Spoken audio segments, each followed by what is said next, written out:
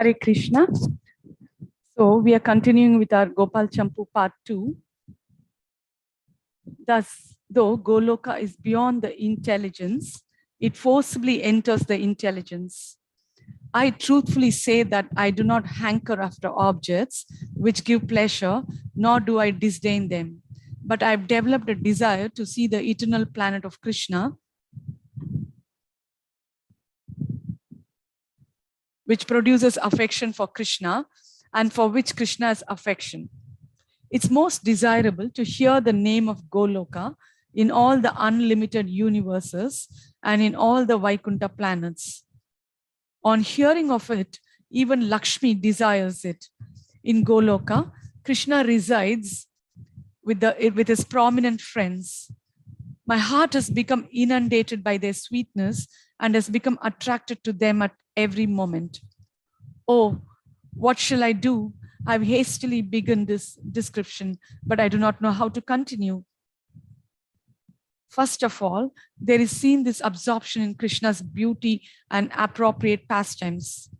First, he calls the cows from the sheds for taking them to the pasture. Then he plays with his friends. The cows wander away. He goes searching for them. He calls for them and then goes far away to fetch them. He tells his friends to go and bring the cows. Then he plays again with his friends. Remembering these pastimes, I become excited. Sometimes Krishna and Balarama hold hands, laugh, and make others laugh. This agitates my heart. The sound of the flute may make the trees blossom and may suddenly liquefy mountains. It may make the water stop flowing or make the river flow to the west instead of the east. But why does the sound of the flute suddenly come so close with such power, enter the ears, and agitate the devotees meditating on Krishna? For one cannot say whether it causes happiness in their minds. When Krishna wanders about for his pastimes in various places, though the trees blossom in bliss, there's no question and no speaker there. There's nothing to ask and nothing to explain. But it attracts the minds of the devotees. While herding the cows, the boys with tears in their eyes sing songs with sweet melodies. Remembering the past events from Krishna's birth, they immediately begin to faint. How should the mind be controlled since those cow sheds make my mind desirous of seeing them? The trees, like abodes of the cowards, are surrounded by powdered cow dung, fragrant and shining like excellent musk. The cow sheds give rise to hundreds of memories through those trees.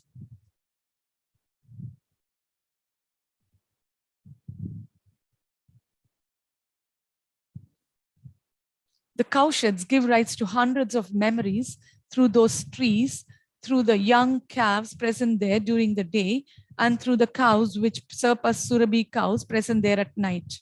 In the dawn and dusk as well, memories arise. Let the calves free, milk the cows, collect the milk buckets, gather the cows, go to the house, put Krishna in front, sing the pastimes of Krishna, shed tears while your hairs stand on end. The blissful daily actions of the cowards overcome my heart. The roads strongly attract my heart like the yards filled with kirtana. As the people freely converse while coming and going on the roads, one can hear constant utterance of Rama, Krishna, Rama, Krishna, Krishna, Krishna. The joyful grooves of Krishna's concerts, which are like lotus petals, are now described.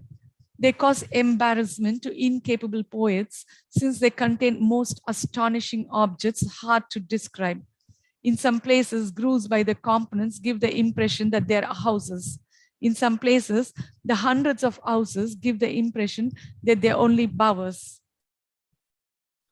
because of their beauty. In some places, there's water thick with blossoming lotuses at every step. And in other places, there are land lotuses. How can one describe each object there? Hearing the songs composed by the Sakhis and the forest deities with musical embellishments, revealing sweet ragas, sweeter than honey, describing the Purva Raga of the gopis filled with the pains of prema for Krishna, who can determine whether it's happiness, who can determine whether it's happiness or grief. The hearts of poets become constantly filled with various sentiments while meditating on Krishna as he performs pastimes with the gopis, which are the essence of affection. The hearts of poets become constantly filled with various sentiments while meditating on Krishna as he performs pastimes with the gopis, which are the essence of affection. Fine songs, artistic dancing, gathering filled with prema and great mock chorals. Prema behaves like kama. The actions of prema create strife. Emotions like being stunned overcome the sakhis. Hearing of their pastimes surpasses all other subjects heard. The pastimes between Krishna and the gopis within the forest of Vrindavana reign supreme, dispelling all judgment. Krishna has unlimited attraction for the gopis at every moment. And the gopis have similar attraction for him. For there is great happiness in their meeting. But in the happiness of meeting, the Sakhis with unconditional love for him have greater longing than he has. This cannot be described. The gopis possess beauty expressed by the word beauty. They reveal beauty as special ornaments for Krishna, who is decorated with flawless ornaments.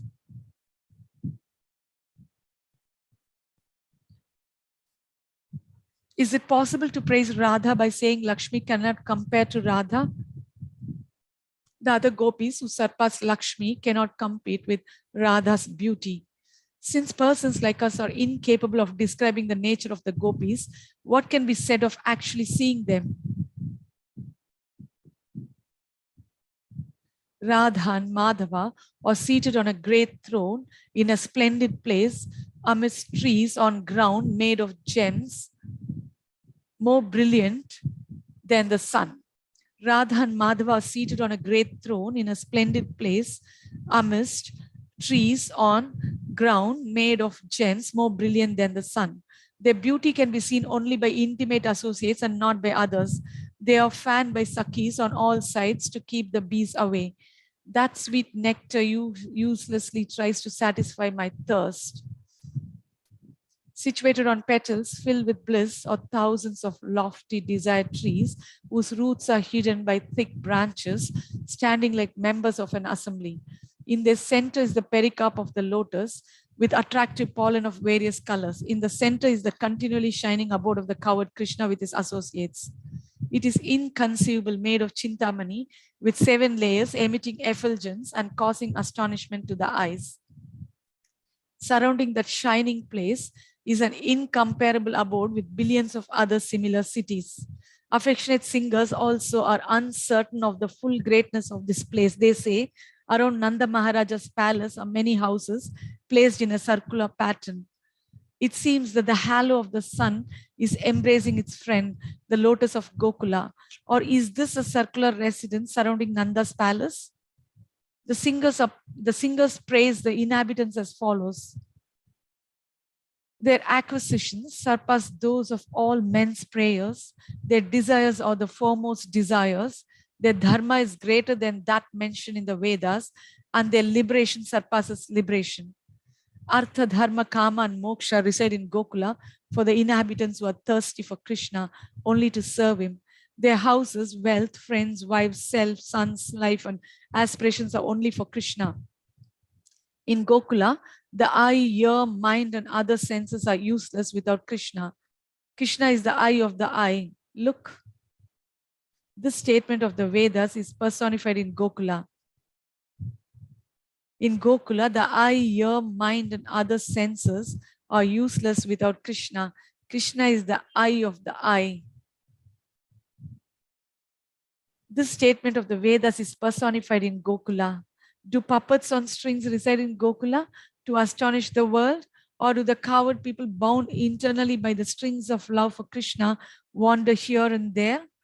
It is well known that the inhabitants of Vraja regard themselves as relatives of Krishna, such as father, mother, or uncle. Such prema of the inhabitants of Krishna is offered to the perfected devotees according to their desire.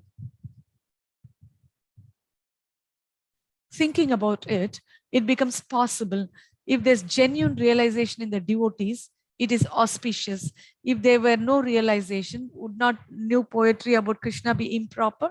I consider that whatever the devotees desire should be respected. In that place where the cowards live, there are assembly halls suitable for all participants. There are huge gates as big as cities, full of various decorations with roads which radiate in all directions up to the gates which appear like stamens of a lotus. There are huge, beautiful houses facing each other, resplendent and desirable by all. There are huge thrones with immovable legs for lions among them, among men, firm as lions, whose eyes increase in beauty at all times. There, the inhabitants of the inner and outer chambers of the palaces mix together and shower hundreds of types of happiness. In that place, people sitting in one place appear in counter forms in other places, like figurative poetry. Not only that, they also have echoes like allusions in poetry, for the great devotees have pure hearts and accept others' qualities within. This famous trait is well known. Appearing in this way, when new people see those forms, they become the object of laughter for all because of their confusion. Appearing in this way, when new people see those forms, they become the object of laughter for all because of their confusion. When Krishna, full of happiness and abundant beauty, a mass flowing with the highest bliss, satisfies the chakora eyes of the people by sweet appearance, the greatest festival makes its appearance. Among the assembly halls is the palace of Nanda, attractive to all, which is known to have 5 compartments. Govinda resides there with his mother and father. 4 parts of the palace spread out amidst the assembly halls. Though there are 4, they have many thousands of rooms each. The 5th one is in the center is most astonishing, with a great courtyard.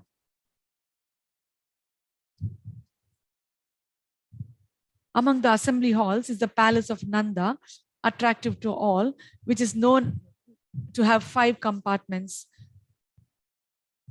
Govinda resides there with his mother and father. 4 parts of the palace spread out amidst the assembly halls. Though they are 4, have many thousands of rooms each. The 5th one in the center is most astonishing, with a great courtyard. To the west are houses spread around. Yashoda lives in this group of houses. To the north, Rohini lives, overcome by fresh bliss. In the east lives Nanda, who is served by all people. In the south are houses filled with gifts and food for honoring relatives.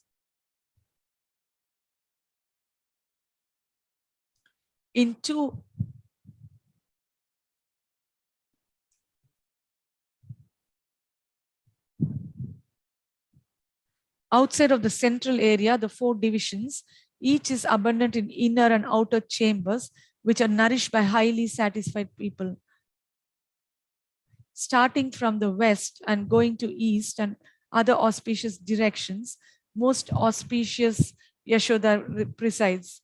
Balarama, who engages in play at Ramaghatha, resides in the north. Nanda, the goal of all people, resides in the east, and Krishna, the joy of Govardhana, resides as the master in the south. In 2 areas within the middle compartment, famous with the names of Balarama and Krishna, who are thirsty for private affairs day and night, are the residential palaces of the most exalted women. In these areas, groups of Sakhis are engaged in various arts and sing stories of the most astonishing Purva Raga of their group leaders. In these areas, groups of Sakhis are engaged in various arts and sing stories of the most astonishing Purva Raga of their group leaders. That sweet singing melts even the trees growing there. It also melts the hearts of the couple who have met after great difficulties. Surrounding these 2 compartments are 2 other rooms with outer and inner compartments for sitting. Balarama sees to the north and Krishna sees to the south. The blissful doors in the center of these compartments face the doors of the 2 compartments nearby. This city with 7 layers is most astonishing in construction. The abode of Gokula, with equally sized houses on their own roads, towering many stories high, is attractive to all people. All the rows of houses have gem-studded walls. Each of them appears to be 2 houses because of the reflections of other houses on their jewel surfaces. All the rows of houses have gem-studded walls. Each of them appears to be 2 houses because of the reflections of other houses on their jewel surfaces, with doors on both sides of the houses which face each other, giving joy to all directions. The houses are most astonishing. Within a huge courtyard in the center of all these buildings is the most beautiful crown jewel of buildings. It's huge like Meru Mountain. It's huge like Meru Mountain with rows of stairs, blissful to climb, with many small doors glowing with light. It's supported by fine pillars and shines with a fluttering flag on its summit. When Krishna stands as an ornament on top of that palace, raised to the topmost position, like a great sapphire conquering all places and moving about, does he not nourish all people of that planet by his bodily effulgence? This city is on the upper portion of the pericarp. This city is on the upper portion of the pericarp. On the lower part of the pericarp is another city. This contains the abodes of all of Krishna's beloved women. This city is on the upper portion of the pericarp. On the lower part of the pericarp is another city. This contains the abodes of all of Krishna's beloved women. It is situated at the border of the petals, which are like Krishna's courtyard. Since the doors are locked, no one knows about this place. The houses shine like the sun with gleaming jewels. The breeze brings the aroma of fine flowers. The breeze brings the aroma of fine flowers. The place produces constant pleasure. The place produces constant pleasure by its independent nature arising from its solitude. There are vast pavilions decorated with a multitude of ingredients such as beds. There are vast pavilions decorated with a multitude of ingredients such as beds, seats, umbrellas, and chamaras for pastimes, which give bountiful joy. There are thousands of models of men, animals, and birds which actually move about. There are many special places allotted to the concerts. There are thousands of models of men, animals, and birds which actually move about. There are many special places allotted to the concerts which appear like the abode of Ananta. Walking along the paths, Krishna, giving bliss to his beloveds, enjoys the various gardens situated on the lotus petals along with these women. From one garden, he goes to another square garden by a secret door.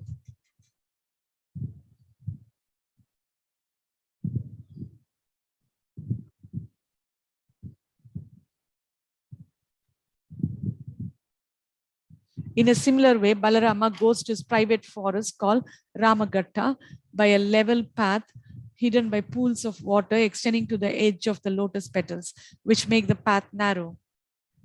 Poets have glorified the city of Nanda, which has just been described. Poets have glorified the city of Nanda, which has just been described. The flags flutter in various directions because of the soft breeze. The flowers flutter in various directions because of the soft breeze. But when the fragrance of Krishna arrives on the wind, all the flags point in the direction of the fragrance. The flags flutter in various directions because of the soft breeze. But when the fragrance of Krishna arrives on the wind, all the flags point in the direction of the fragrance. Because of the constant rays of the moon, the place becomes completely auspicious. Moonstone pots on the spires appear to be towering crowns similar to mountain peaks. The roofs made of flawless diamonds seem to become one with the luminaries in the sky because of the reflections they produce. Peacocks, pigeons, and cuckoos dwell in Goloka without worry. Crying out in the forest, they seem to be quarreling or conversing. Golden walls embedded with colorful pictures made of gems illuminate all directions to enable the children to set the sweetness of the childhood pastimes of Krishna. Golden walls embedded with colorful pictures made of gems illuminate all directions to enable the children to see the sweetness of the childhood pastimes of Krishna. The houses with verandas like wide bosoms embrace Krishna continually. The houses act like the devotees living in the house.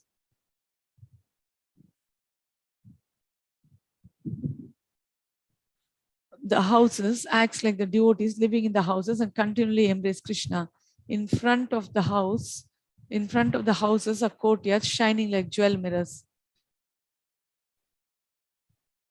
from which young girls gaze at Krishna with shyness and bent heads. There are small pools surrounded by ground studded with moonstone. Oh, the beauty of Radha's face and other gopis' faces fill these pools at all times. Goloka's beauty surpasses that of Vaikunta. The forest of Vrindavana exceeds the desires of Lakshmi. In Goloka, all the auspicious splendor of Vaikunta resides. There is no equal to the inhabitants of Goloka. Krishna is the enjoy there, and the sweetness of prema is to be enjoyed constantly. Krishna surpasses the individual and collective.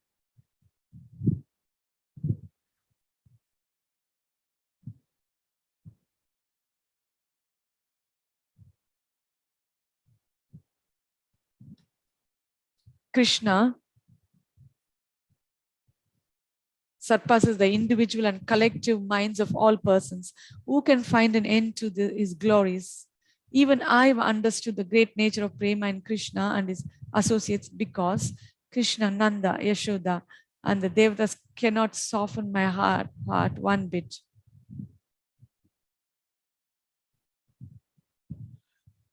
But the strong prema they have for him and his prema for them has made my heart soft. Of all auspicious things in the world, prema is the most auspicious. Is Krishna directly prema, or the people of Raja directly prema? Person desire to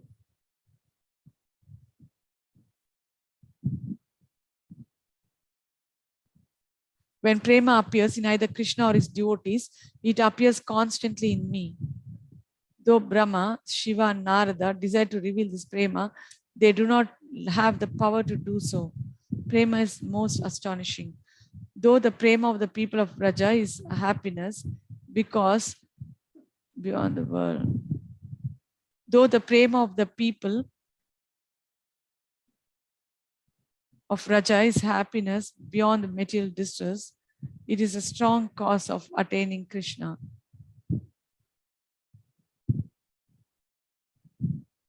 That inconceivable bhava called prema is not subject to material speculation like the Supreme Brahman.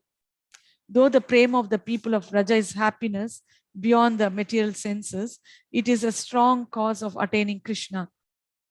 That inconceivable bhava called prema is not subject to material speculation like the Supreme Brahman mentioned in the Vedas, which is said to be the cause of the universe.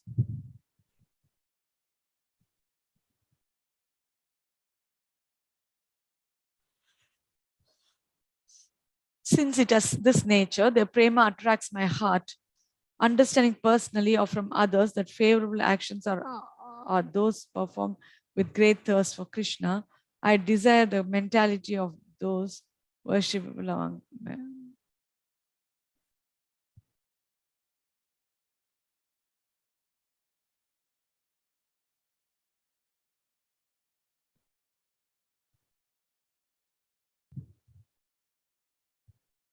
Since it has this nature, this prema attracts my heart. Understanding personally or from others that favorable actions are those performed with great thirst for Krishna, I desire the mentality of those worshipable coward people who become unsteady with longing to see him as they come and go from the inner chambers of Nanda's palace.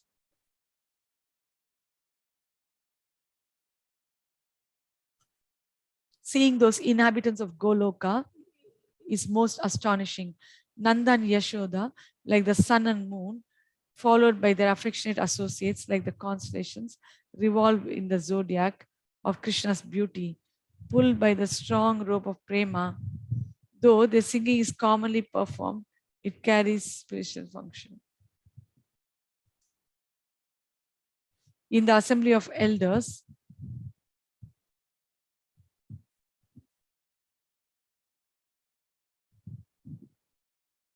though the singing is commonly performed, it carries special attraction. In the assembly of elders, they sing about the birth and baby years of Krishna. In the assembly of friends, they sing of his pastimes of defeating devatas. That is action.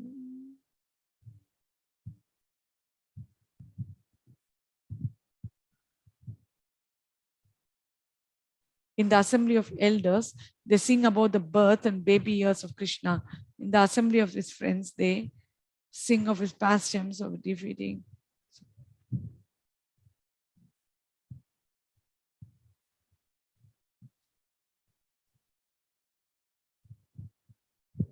When ordinary devotees faint on hearing songs about Krishna, observers cannot understand whether they are happy or suffering. How can they understand the mixture of Shanta, Dasya, Sakya, Vatsalya, and Madhura Rasas in the devotees' hearts any more than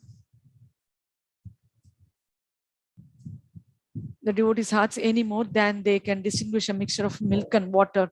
Oh, the following two verses appearing in the steady mind have made my mind unsteady. When Krishna says, Mother, mother, give me that, Yashoda says, oh child, oh son with long life, dear to my life, what are you saying? These words filled with affection, signs of love, make me remember the mother and son in Gokula. Oh Yashoda, you have performed many pious acts in previous lives. Your son is speaking in front of you. Tells what he wants, asks for his favorite things, and may laughs. Meditating on Nanda's words, choked up desire of great affection. My mind becomes steady and stops functioning. Chapter 2, Beauty of Goloka. The narrative begins. In order to reveal all the pastimes from birth, which give bliss to the devotees, whose art belongs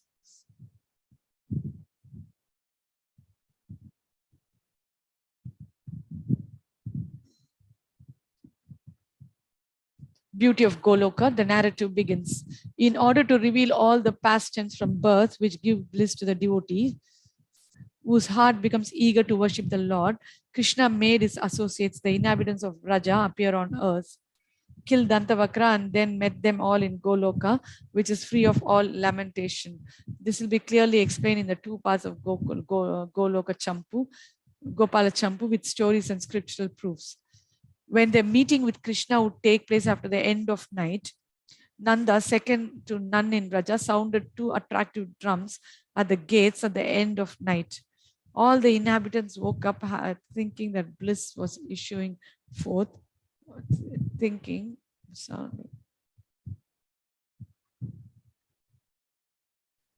All the inhabitants woke up thinking that bliss was issuing forth, and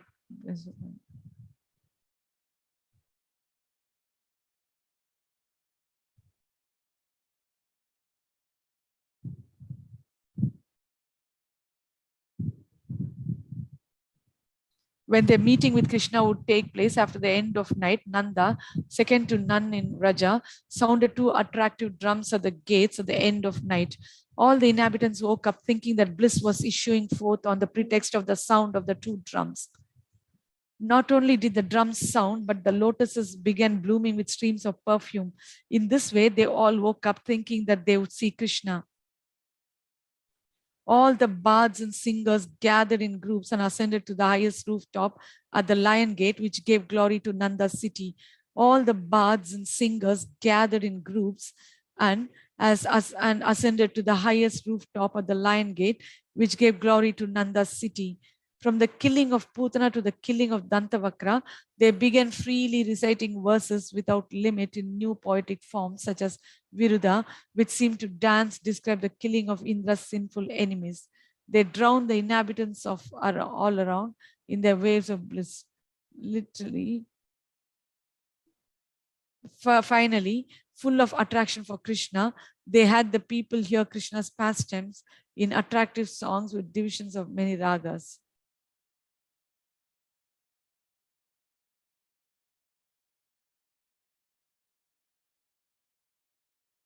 Hearing the previous pastimes of Krishna, Nanda, Yashoda, and other cowed people became satisfied. Joyfully, they gave the reciters heaps of the best cloth and ornaments according to their will. But though hearing the songs, they were not completely satisfied. And how could their act of giving gifts be completed?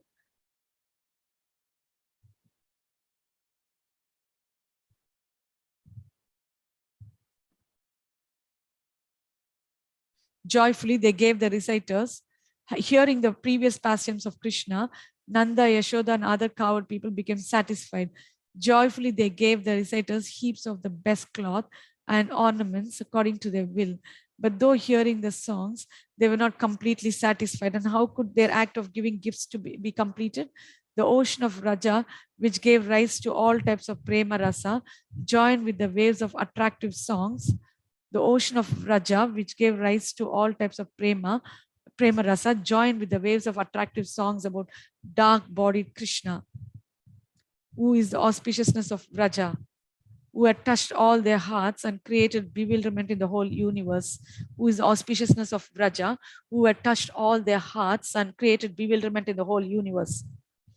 I think that the fame displayed in their singing as Krishna approached is like the moon. I think that the fame displayed in their singing as Krishna approached is like the moon.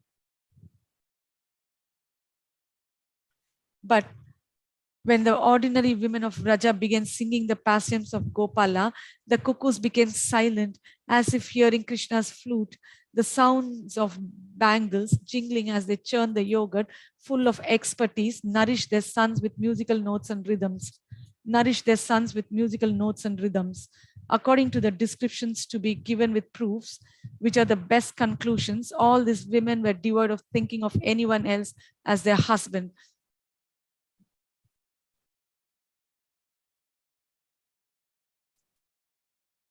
They were pierced by arrows of prema and performed services to Krishna alone. The houses of these women remained full of service only to Krishna, and Krishna simultaneously used to come to all their houses, enjoying with Krishna as their only husband in their homes. They never desired to give up that enjoyment. Their Sakhis would separate them from that enjoyment by singing ragas appropriate to the early morning. The separation was not sudden but gradual. First, their arms became slack and their chests became slack. Then their heads began to slightly bow as they rose from bed. Carefully taking support of each other as their hands slackened, they controlled their urge to touch each other, but no one could distract them from glancing at each other. When Radha, the best among all the women, heard the songs, she would immediately faint. Krishna would think, Radha has melted because of my Purva Raga, hot as fire. Even though she meets me out of fear of gossip, she suffers intensely. If she were to become separated from me, she would burn like a jasmine flower in a forest fire. How can I comfort her? Thinking in this way, he became agitated. The Sakhis who were like alive calmed Krishna and gave him confidence. They kept Radha alive by giving her Krishna's chewed beetle. When she was fully revived, they inquired, how unfortunate, oh friend, what has happened to you?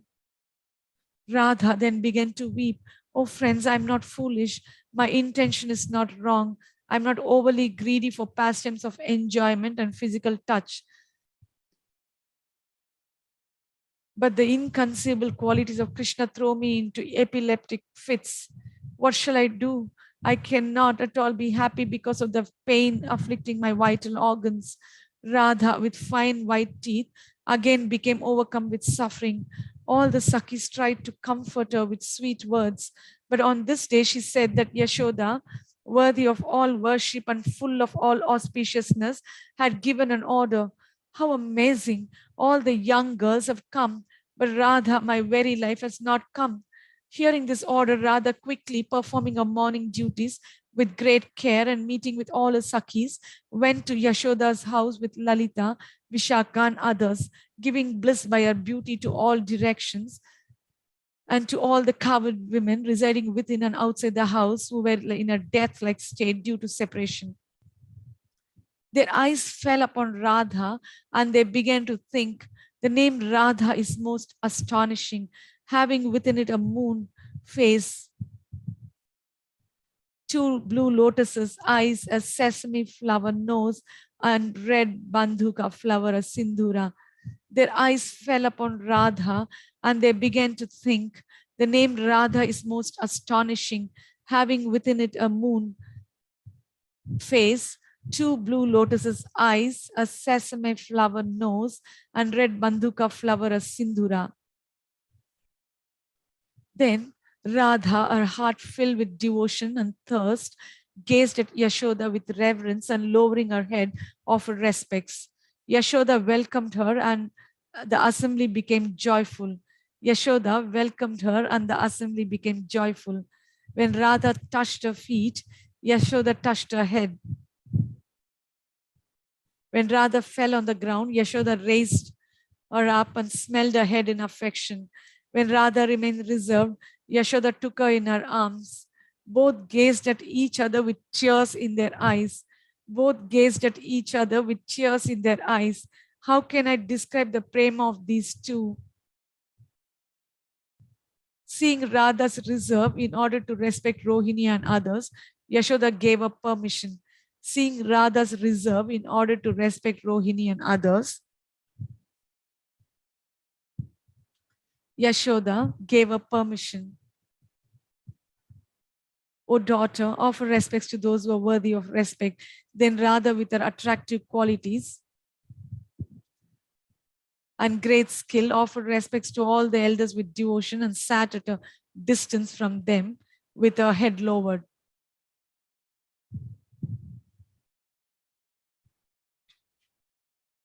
With her attractive qualities and great skill, offered respects to all the elders with devotion and sat at a distance from them with her head lowered. Then Lalita and other Sakhis offered respect to the elder women and sat near Radha. Then Lalita and other Sakhis offered respect to the elder women and sat near Radha.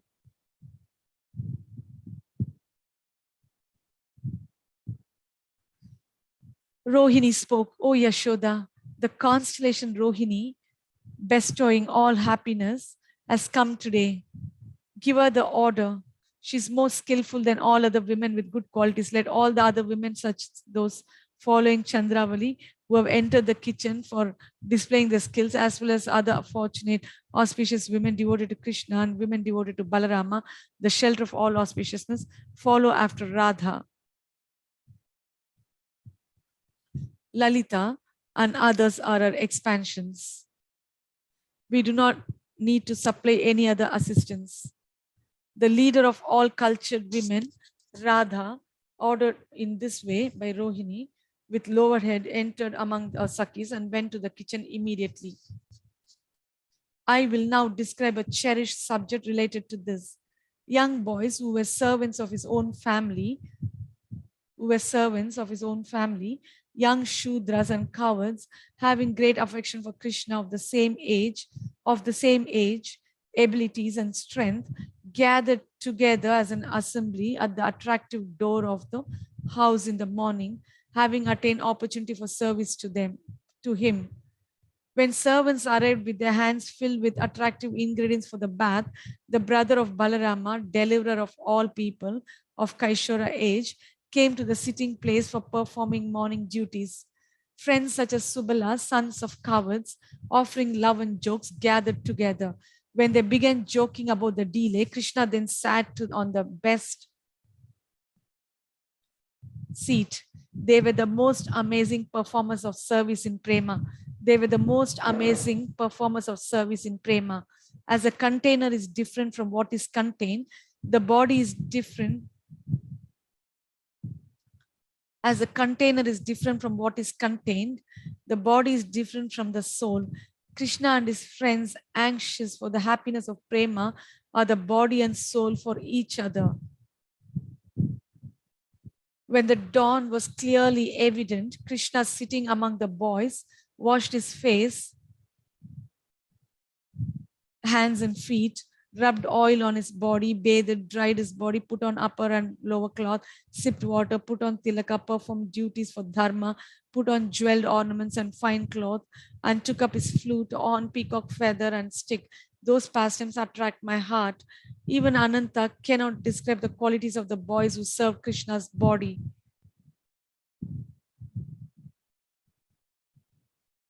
There's no doubt that those boys who were embraced by the fragrance of Krishna's head, his feet and his arms, in rubbing his body with oil and serving him, obtained the unlimited happiness of Vatsalya, Sakya and Madhura Rasa.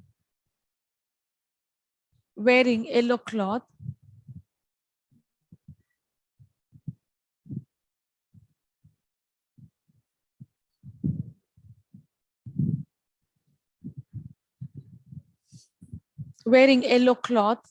Krishna entered the yard. Wearing yellow cloth, Krishna entered the yard along with his servants. His mother and her friends were like statues that had suddenly come to life. His mother and her friends were like statues that had suddenly come to life. Some said, "Come here." Others said, "May you have victory." Some said, "What a beautiful form." Some said, "I will prepare articles for worshipping him." Some said, "On seeing you, my eyes seem to have lost their eyelids." On seeing you, my eyes seem to have lost their eyelids. How can I describe the scene when suddenly, seeing lotus-eyed Krishna, people became filled with amazement? How can I describe the scene when suddenly, seeing lotus-eyed Krishna, people became filled with amazement? The elder women, full of affection, after the pain of separation from the previous night, unsteady and revealing their faultless joy,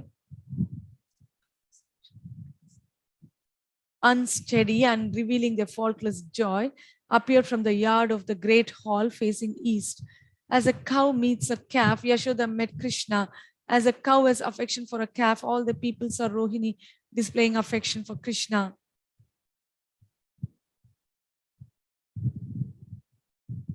Krishna offered respects to the lotus feet of Yashoda and Rohini, and with a blissful heart offered respect suitably to others worthy of respect.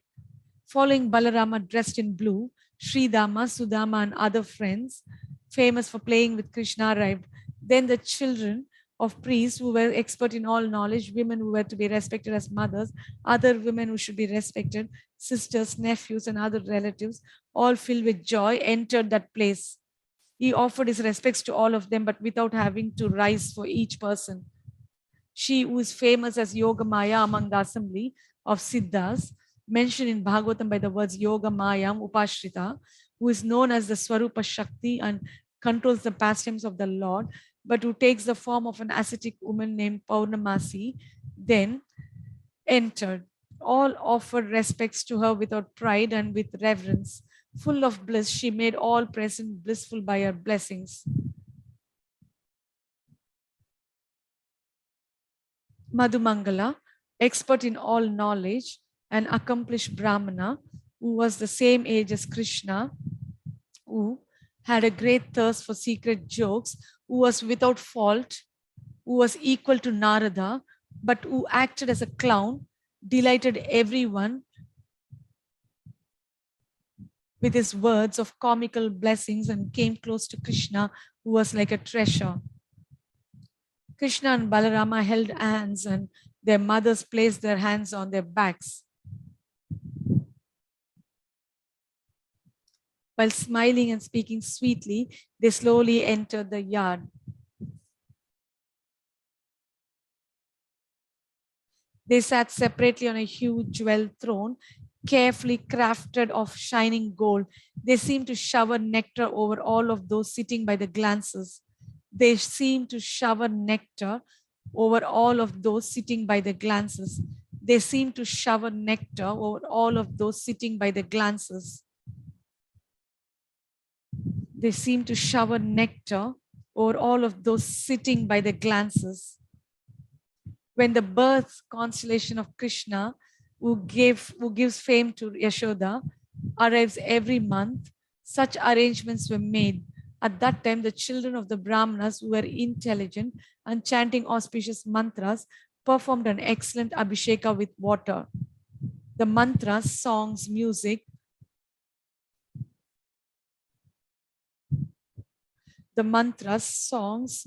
shouts of victory, Krishna's beauty, the astonishing affection of his friends, mixed together as one and produce great pleasure.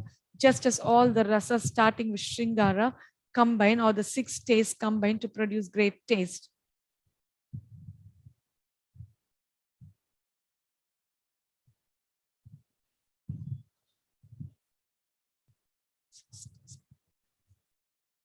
Before the Abhisheka, Krishna made arrangements for touching all the auspicious items and performing Aratika, showing items like ghee and mirrors, and worship the Brahmanas and elders. This produces auspiciousness for the families, which spread profuse auspiciousness to all people. The Brahmanas offered auspicious durva to his hair. Though their eyes of joy interrupted their blessings, they produced auspiciousness for fulfilling all desires. The Brahmanas offered auspicious durva to his hair. Though their tears of joy interrupted their blessings, they produced auspiciousness for fulfilling all desires. The Brahmanas offered auspicious durva to his hair. Though their tears of joy interrupted their blessings, they produced auspiciousness for fulfilling all desires.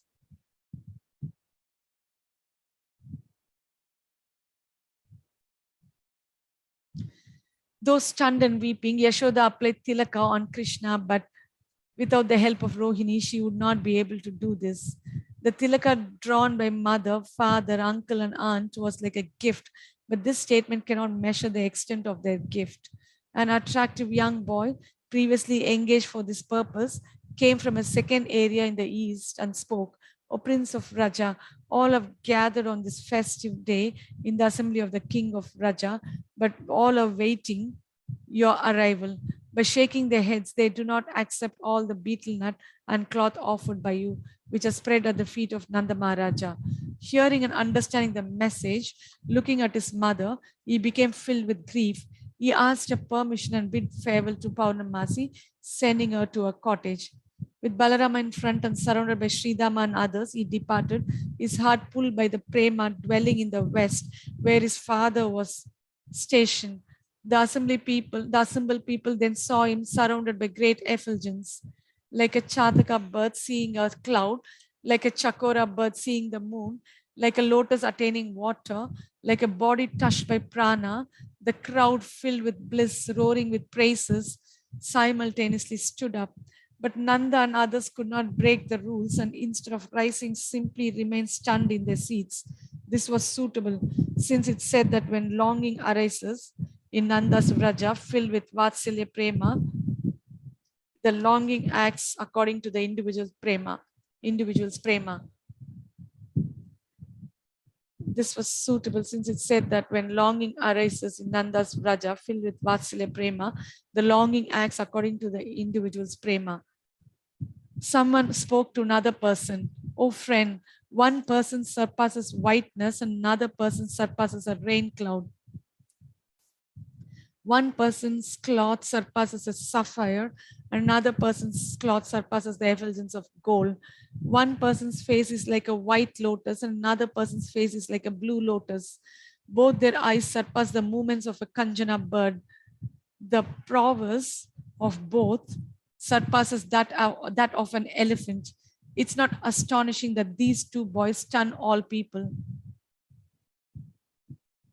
It is not astonishing that these two boys stun all people. The most glorious elders were seated on the right side. The most glorious elders were seated on the right side, and among them, the best were seated in front in order of age. Holding priceless arghya, the priest stood in front of the people. Holding priceless arghya, the priest stood in front of the people, revealing the meaning of the name Purohita, which means placed in front. That was suitable, and by a double meaning, it means those who first give benefit.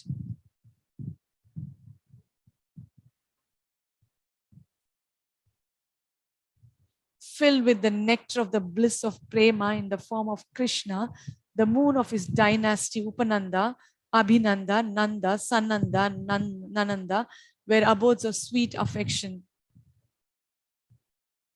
Other cowards with various names, bound tightly by ropes of affection, remained there, experiencing the meeting with him. The attractive elders remained there, showing great love for Balarama. Remained there, showing great love for Balarama. The attractive elders remained there, showing great love for Balarama.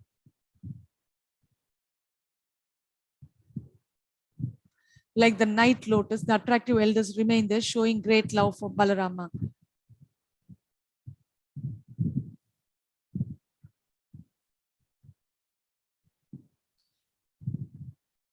Like the night lotus becoming blissful on seeing the moon, all the cowards, as described previously, met Balarama, who bestows bliss to all the hearts, and all attractive Krishna according to their mood. Love blossomed in their hearts.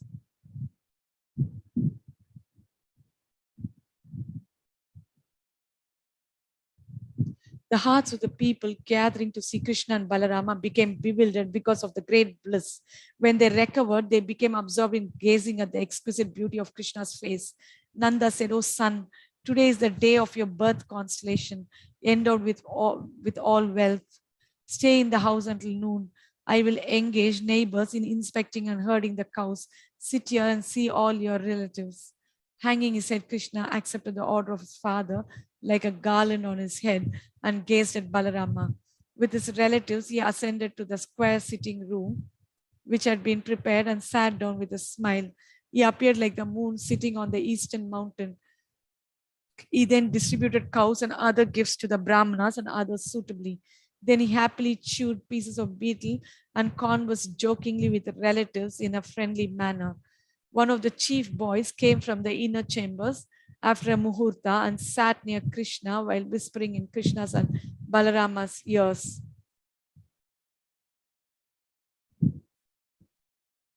The elder and younger brothers sat straightly but became restless with the worship performed by the relatives. The elder and younger brothers sat straightly but became restless with the worship performed by the relatives. With the permission of the two, the boy went and whispered to Nanda, who was trying to welcome all present, "Please tell them to eat."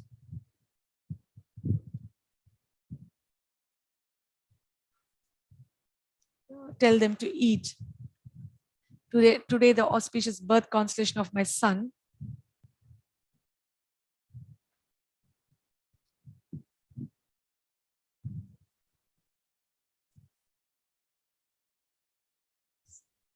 please tell them to eat. Today, the auspicious birth constellation of my son, attained by the grace of Narayana, has arrived.